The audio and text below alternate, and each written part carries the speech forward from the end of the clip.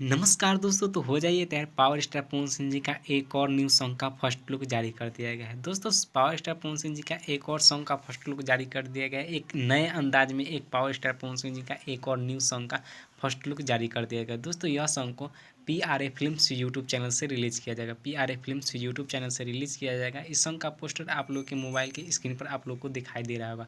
यह पोस्टर आप लोगों को कैसा लगा नीचे कमेंट करके जरूर बताएं।